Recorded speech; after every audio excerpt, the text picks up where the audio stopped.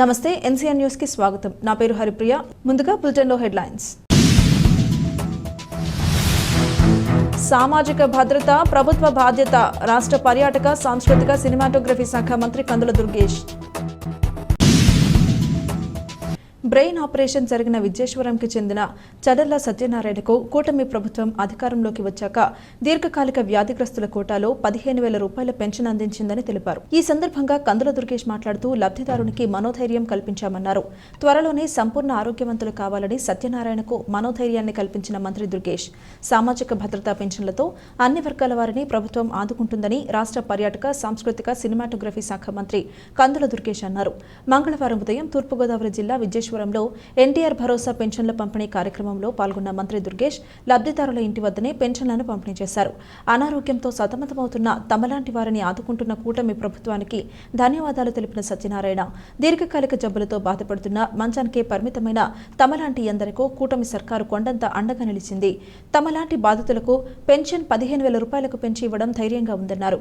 తమ కుటుంబానికి తన మందులకు ఈ డబ్బులు ఎంతో ఆసరాగా ఉంటున్నాయని పేర్కొన్నారు. ఈ సందర్భంగా కూటమి ప్రభుత్వానికి కృతజ్ఞతలు తెలిపారు.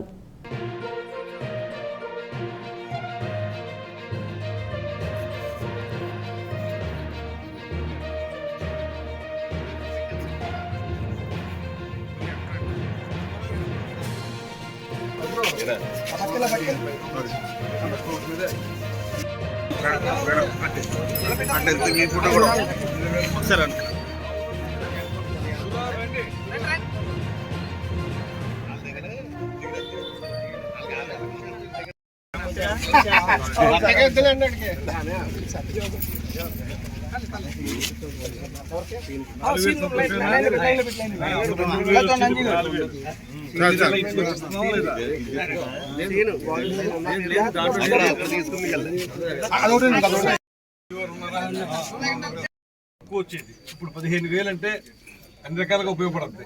కుటుంబంలో కూడా సంతోషంగా ఉంటారు. జాగ్రత్త, ఆరోగ్యం బాగా చూసుకోండి. తొందరలో నయమైపోతుంది. మీకు అంతా బాగుంటుంది.